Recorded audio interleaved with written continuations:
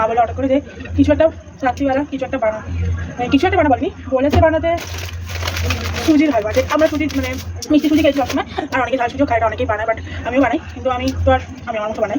যাই হোক, তো তার জন্য পেঁয়াজ নিয়েছি কাটার জন্য।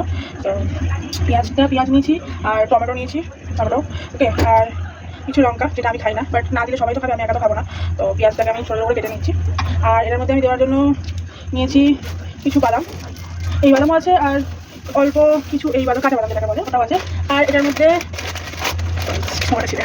তো এটার মধ্যে আছে চানাচুর, হ্যাঁ মানে পাপড়ি চানাচুর, শুধু অনলি পাপড়িও আছে, বাদামও আছে। তো ওটা আমি নিয়েছি। তো সবজিগুলো কেটে নিই। একদম এবার অনেক কিছু অ্যাড করে, তো আমি তো বেশি কিছু অ্যাড করবো না এর মধ্যে। অনেকদিন বানাইও নি, ভুলে গেছি, ভাবলাম যখন বানাতে তখন ওনার সাথে শেয়ারই করে দিই। তো চাই গ্যাসটা কাটতে পড়ে যাচ্ছে, তাই হোক হাতে রেখে কাটতে বলে। বটিতে কাটার অভ্যাসটা নেই বলতে পারো, আর বটিতে কাটার অনেক প্রবলেম হয়, এই যে হাতে নখগুলো আছে না, তাই জন্য। আর কারা বলো হোলি খেলেছো, জানি না আলো দেখাচ্ছে কিনা, বাট আমার হাতে এখনো রঙগুলো ওঠেনি, এই জন্য দেখতে পাচ্ছি ইয়ালো ওঠেনি। তো জানি না এখানে দেখা যাচ্ছে কিনা। তো আমরা কারা রং খেলেছো, কিন্তু এখন রং হাত থেকে ওঠেনি। আর রং খেলবো, রং যদি উঠে যায় তাহলে কি মজা, তোমরাই বলো।